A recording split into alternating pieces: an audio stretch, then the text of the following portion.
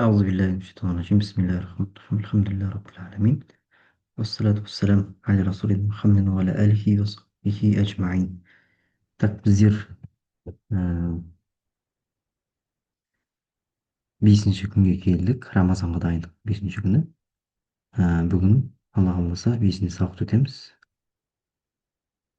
Так, Алла тағала дұғаларыңызды, тілектеріңізді, қылған құлшылықтарыңызды қабыл етсін.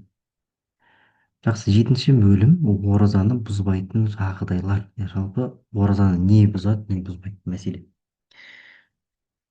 Төмендегілер оразаны бұзбайды. Яғни қашан ораза бұзылмайды? Егер ұмытып жеп ішсе немесе жыныстық қатынасқа түссе, ұмытып, бұл жерде ұмыту бөлек, байқамай қалу бөлек, иә? Арасын шатастырмайық. Қателесіп кету деген нәрселер бөлек нәрсе. Ұмыту дегеніміз жалпы бір кісі ораза екендігін білмейді. Есінен шығып кетті ораза екендігі. Сөйтіп тамақ жеді немесе сөйтіп жыныстық қатынасқа қосылды.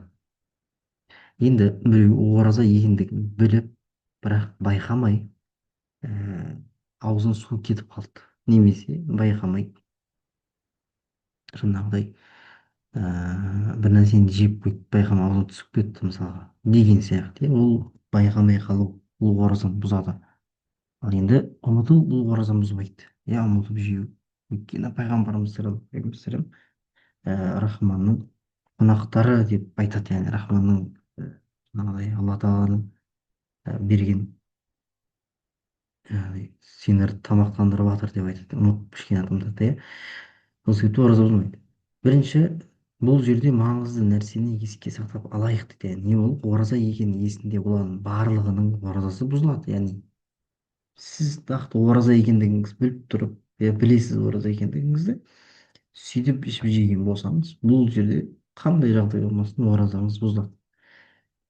Ал енді бұл жерде тағы бір мәселе туындайды. Ораза екен иесіне шығып кеткен кісіні жеп жатқанын көрген кісі оған ескерту міндет пе? Бұл жағы төмендегідей бөлеміз. Мысалы, сіз оразашы кісінің ұмытып ішіп жатқандығын біліп тұрсыз, көріп тұрсыз мысалға. Енді бұл жерде бұл кісі ескерту керек пе, ескерту керек емес пе? Көріп тұрған кісі мысалға, иә, ішіп жатқанын көріп тұрған кісі не істейді? Бұл жерде былай төмендегідей мәселе бар. Мысалға, егер ұмытқан кісінің қауқары, яғни күші, ораза ұстауға жететін болса, оған ескерту міндет, ескерту макрух тахриман болады. Қысқасы былай, иә. Егер ол кісінің ораза ұстауға қауқары жетеді ары қарай, яғни оның қазасын өтей алады, қазасын өтеуге күші жететінін біліп тұрсаңыз, мысалға, оның нәсіл ерекшеліктеріне қарамастан, қысқасы, яғни ол кісіні біліп тұрсыз ұстайтын. Бұл кезде міндет болады ескерту. Ескертпейтін болсаңыз макрух тахриман болады, иә. Егер ұмытқан кісіде ораза ұстауға қауқар болмаса, ұмытып жатқан кісіде мысалы, ораза ұстауға қауқары болмаса, бұл кезде ескертпеу жақсырақ болады. Ескертпеген жақсы. Ұстап қой, қысқасы. Өйткені оған Алланың беріліп жатқан жақсылығы, ризығы деп білу керек. Яғни ол кісі қауқары жетпейді, ораза ұстай алмайды мысалы, қысқасы ары қарай. Бұл кезде ескертпеген жақсырақ дейді. Неге? Өйткені бұл біздің ойымызша ол кісі Аллах тағала рызықтандырып жатыр, иә, жақсылығы қылып жатыр деген мәселеде түсінуіміз керек. Бұл жерде қауқарсыздық жасқа не кәріге бөлінбейді. Бұл жерде қауқарсыздық жасқа немесе кәрілікке бөлінбейді. Мысалы, жаста болуы мүмкін, бірақ не ораза ұстай алмауы мүмкін, қысқасы, иә. Егер ұмытушы кісінің есіне салмай өзі ораза екенін есіне түссе, қазасын өтейді, кәфарат өтемейді. Егер де мысалға оразашы кісі ұмытып жеп жатқан кісі мысалға есіне түссе, тамақ жатқан кезде есіне түсетін болса, оразасы бұзылады, иә. Тамақ жеп жатқан есіп жатқан кезде оразасы есіне түсетін болса, қазасын өтейді, кәфаратты өтемейді бұл жерде. Түсінікті. Егер бір әйелге қарап, немесе әйелдің жыныстық мүшесіне қайталап қарап, немесе ойлап ұрық шығарса, ораза бұзылмайды. Яғни қарау арқылы, немесе әйелдің жалпы өзіне қарап, немесе әйелдің жыныстық мүшесіне қарап немесе ойлап ұрық шығарса ол ораза бұзылмайды. Егер әдейі ұрық бөлінгенше қарауды ойлауды жалғастыра берсе ораза бұзылмайды. Бірақ істеген ісі харам болады, әлбетте харам болады. Көзіне түсірмей жақсы не денесіне май жағатын болса ораза бұзылмайды. Жалпы денеге арналған кремдерді, маздарды қолдануды бұзбайды. Мысалы денеңізге крем жақтыңыз, маз жақтыңыз, мысалы ораза бұзбайды. Өйткені денеден толық ішіңізге кіріп тұрған жоқ қой. Егер де сүрмен майдың дәмі иісті болсын болмасын тамаққа сезілсе, сіңіргеннен не түкіргеннен түсті көрінсе де бұзылмайды. Бұл ісі де макрух емес. Yani мысалы крем соншалықты қатты жағып жіберді, мысалы білмеймін енді қалай жаққандығыңызды, бірақ не істеп кетті, дәмі сезіліп кетті тамағыңыздан, иә, сондай болып кетсе де ораза бұзылмайды. Бұл ісі де макрух емес.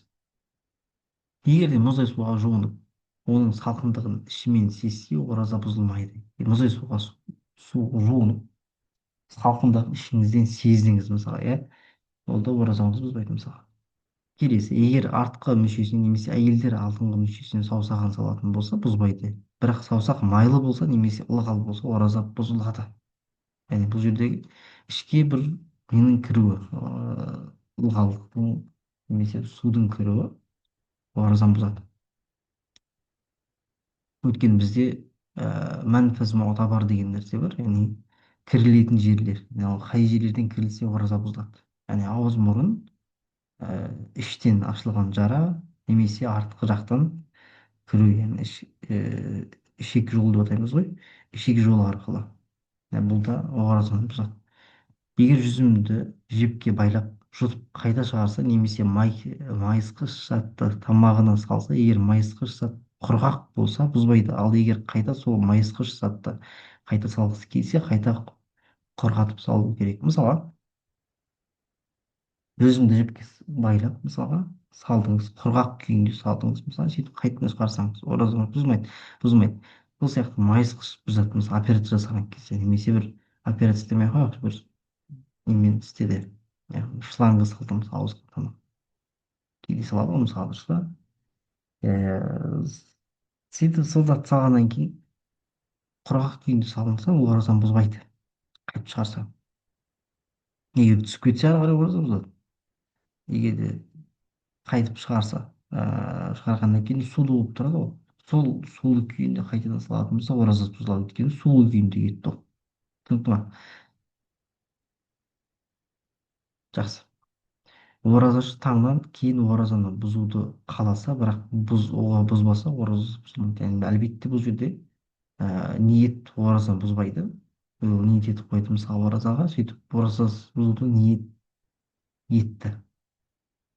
Ораза ұстауды ниет етті, одан кейін оразаны бұзуды ниет етті. Бұл ниеті оразаны бұзып жібермейді. Мысалы намаздағы кісі сөйлеуді қалап бірақ сөйлемеген іспетті мысалы. Ол да намазда мысалға сөйлегісі келді, енді сөйлеу бізде ораза намазды бұзады, әлбетте. Енді сөйлемесе, yani сөйлеуді мақсат етіп бірақ сөйлемесе ораза бұзылмайды. Егер тамағына шаң кірсе, ол мейлі ұнның шаңы болсын немесе шыбын түтін мейлі ол қайта қайта жұтылса да, немесе амбра тасынан түтін өзінің қалауынсыз жұтылса бұзылмайды. Яғни амбра дегеніміз не ол? Бұл теңіз балықтары кит болуы мүмкін, үлкен үлкен балықтар қысқасы, иә, солардың ішінен не дейді жаңағыдай құсық дейді ғой, құсығы, аузынан шыққан құсығын ол түкіріп тастайды қысқасы шыққан. Сол шыққан құсығы ол теңіздің бетінде жүреді дағы, кейін ол қалқып жүріп кеуіп, беті кеуіп, ол тасқа айналып кетеді қысқасы, тас болып қалады. Сол тас не істейді? Сол тас теңіздің жағалауына шыққан кезде осы тасты алып адамдар не істейді? Әтір жасайды. Әтір, әтір жасайды. Неше түрлі мысалы содан әтір жасайды. Яғни сол киттің, балықтың несінен шыққан, құсығынан шыққан тастан әтірлер жасайды. Енді осы әтірлер ескейтін болса, ол да не істемейді екен? Оразаны бұзбайды. ораза бұзбайды. Яғни әтірдің жасалуының тәсілдері көп. Осы ол бір тәсілдердің бірі осылай. Өйткені бұл секілді істерден сақтану қиындық туғызады. Егер де бұларды өзінің қалауымен жасаған болса, ораза бұзылады. Өйткені бұл секілді істерден сақтану қиындық туғызады. Шынымен де иістер, шыбын деген сияқты нәрселерден сақтану қиын. Шаң, мысалы тозаң. Егер де әдейі істейтін болса, бұл кісі барып сол нәрсені иіскеп, рахаттанып, мысалы, сол нәрселерден шаң жұтып, мысалы, әдейі істеп жатқан болса, бұл кезде ораза бұзылады. Егер дәрінің әсерін тамағында сезсе, бұл да оразаны бұзбайды. Аузын шайғаннан кейін дымқылдықтың қалуы. Аузын шайғаннан кейін дымқылдықтың қалуы оразаны бұзбайды. Мейлі оның өзінің түкірігімен жұтып қойса да, бірақ аузын шайғаннан кейін түкірікпен жұтпас алдын бір рет түкіріп алу керек. Яғни қысқасы аузыңызды шайдыңыз. Сосын аузын шайғаннан кейін қалған қалдықты, аузын шайғаннан кейін аузыңыз бір ылғалданып тұрады. Иә, бір түкіріп алғаныңыз жақсы.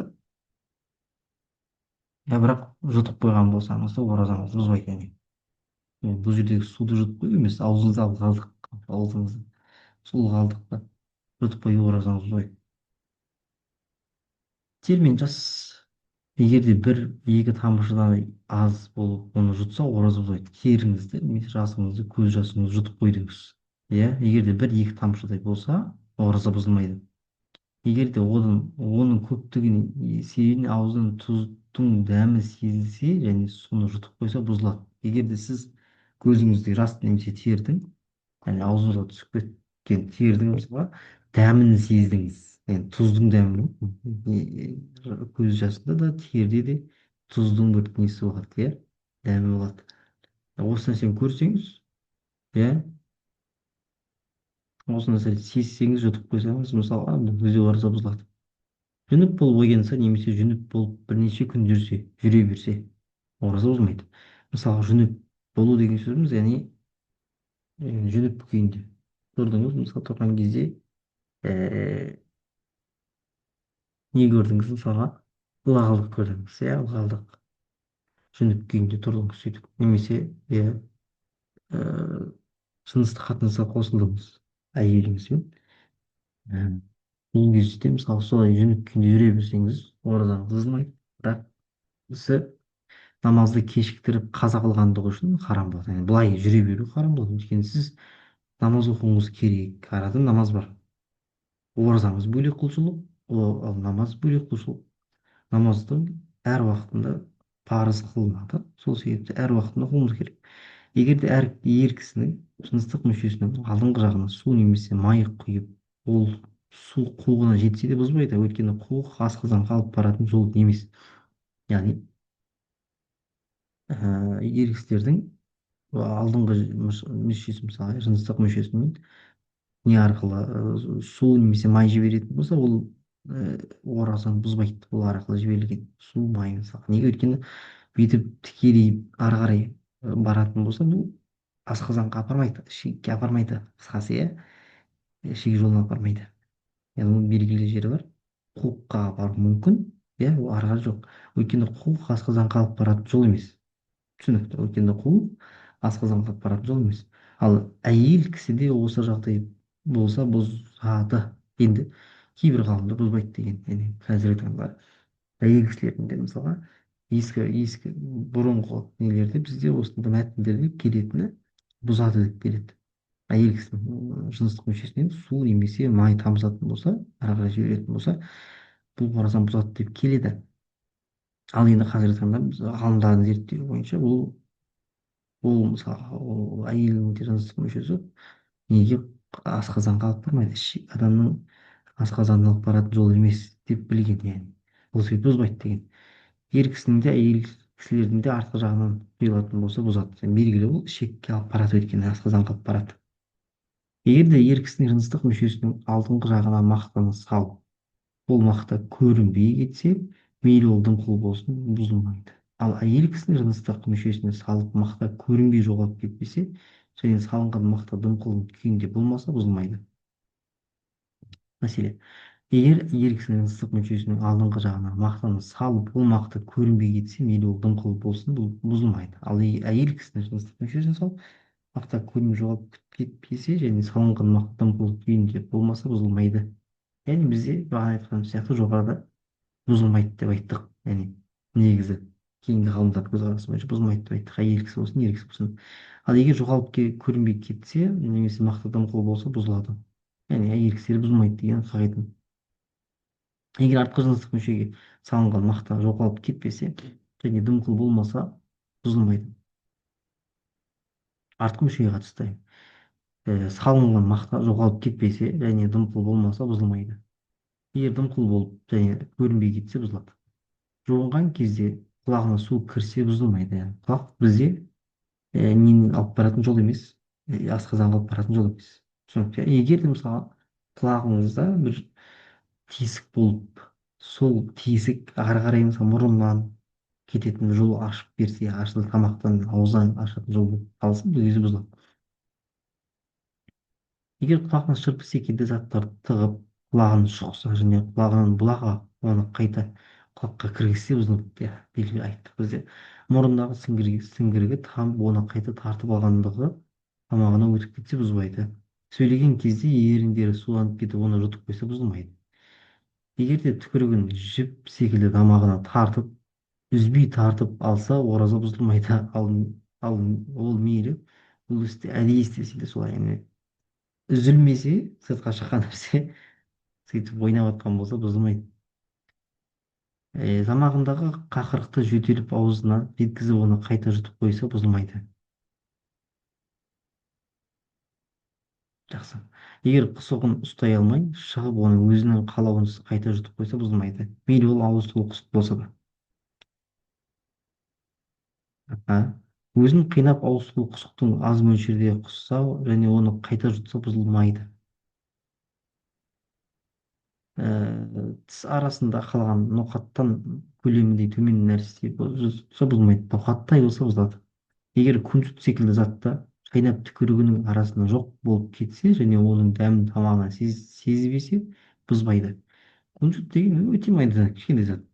және аузының арасына кетті біреуі, сөйтіп шайналып шайналып мысалға ауызы жоқ болып кетті. оның дәм тамақта сезілмеді қысқасы. яғни бұл ауыздың арасында мынау ауыздың ішінде жоқ болып кеткендігі үшін, тамаққа өтпегендігі үшін бұзбайды. егер тісі қанап түкірігі қаннан басым болса оның дәм тамағына сезбесе бұзылмайды. егер истинжа жасағанда асыра сілтемесе, егер асыра сілтеп арғы жағына өткізіп жіберсе бұзылады. бірақ бұл секілді жағдайлар аз болады.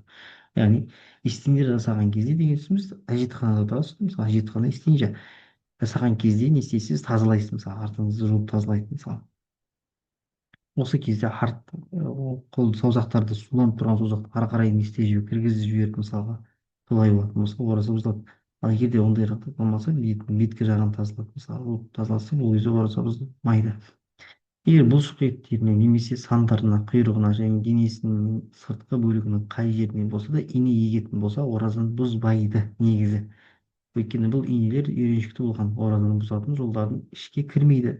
бұл салынған екпелер терінің тесіктеріне өтеді, бірақ асқазанға немесе асқазанның үкіміндегі жиделге жетпейді деген көзқарас. бұл енді кітап жазушы ибн абидиннің баласы.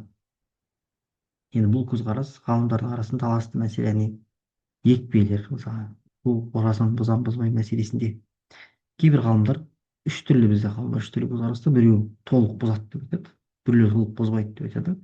екіншілер егер де мысалы оның бір қуат беретіндей күші болса дәрінің, ол кезде бұзады деп айтады. ал егер де қуат бермейтіндей болса бұзбайды деп айтады. ораза екенін ұмытқан кісі әйелімен қосылып мүшесін шығарғаннан кейін есіне ораза екендігі түссе және сыртқа ағызып жіберсе бұзылмайды. өйткені ол ихтилам болған кісі секілді болады. ихтилам деген сөзіміз енді ұйықтап жатып түсінде ұрық шығарған кісі сияқты болып қалады дейді. егер де шығармай кідіріп қозғалмаса қазасын өтейді. егер тек өзі қозғалып ішіне ағызса қазасын өтейді. егер шығарып қайта кіргізсе қазасын өтейді. қысқасы бір қайталап қарайсыздар. таң кіріп жатқан кезде мүшесін шығарып алып кейін сыртқа ағызса бұзылмайды. таң кіріп жатқан кезде егер шығармай кідірсе бірақ қозғалмаса қазасын өтейді. Егер өзін қозғалтатын болса қазасын және кафаратын өтейді. Егер де шығарып қайда салатын болса қазамен қосып кафаратын өтейді. Бұл жердегі мәселе өте маңызды мәселелер, өйткені адамда жыныстық қатынас көп болады. Енді бұл мәселелерді мен сіздерге қайталап отырмын, бір қарап оқып алсаңыздар болады. Егер де есіне түскен кезде немесе таң кірген кезде аузындағы тамақтың бөлігін шығарып жіберсе бұзылмайды. Таң кірген кезде, есіне түскен кезде, ұмытып тұрып есіне түскен кезде немесе таң кірген кезде егер аузындағы бөлікті шығармай жұтып қойса қазасымен қоса кафаратын өтейді. Өйткені бұл бөлікті адамның нәпсісін дәмді татып қанаған жоқ. Ал егер аузын шығарғаннан кейін жұтса, бірақ ыстық күйінде емес, адамның нәпсісі ұнатпайтындай суып қалса және жеген адам жиіркенсе қазасын өтейді, бірақ кафаратын өтемейді. Ал егер ыстық күйінде болса және адам суық күйден жеуден жиіркенбесе кафаратын дейді. Бұл жерде жиіркену жиіркенбеуге қатысты, яғни ләззаттың толық болуына қатысты. Егер де мысалға біреу тамағын жаңағы есіне түскен кезде бір нәрсені жеп жатыр, жеп есіне түсті, сөйтіп аузындағы нәрсені шығарып жіберді. Егер де есіне түскеннен кейін арғы жұтып жіберетін болса, бұл кезде қазасын өтейді плюс кафаратын өтейді. Ал егер де мысалы сыртқа шығарып тастап аузын қысқан жоқ, енді аузында қалды, шығарып тастады мысалы. Енді осы шығарып тастаған нәрсені ыстық күйінде емес, иә суық күйінде жейтін болса, қайтадан аузына салып жеп қоятын болса, бұл кезде қазасын өтейді дейді, егер жиіркенетін болса. Ал егер жиіркенбейтін, сол нәрседен ләззаттанатын болса, шығарып кейбіреулер бар ғой сондайлар мысалы, яғни ол кезде ораза бұзады дейді. Алдына не артқы жағына басқа жерлермен қарын сандар секілді қосылып ұрығын сыртқа шығармаған болса бұзбайды.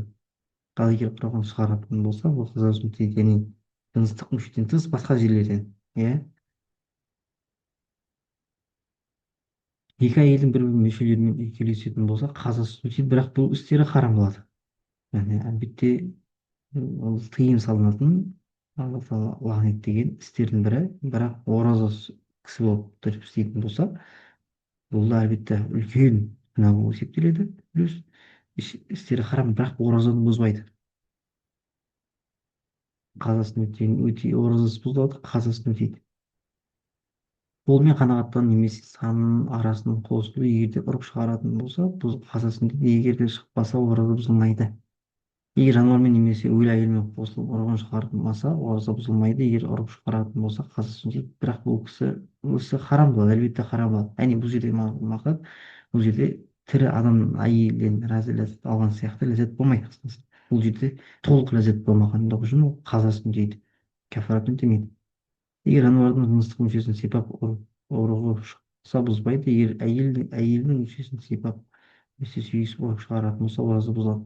Егер әйелі ұстағаннан ұрығы шықса бұзылмайды. Егер бірақ әйеліне мені ұста деп мәжбүрлесе бұзылады. Мәселені қара.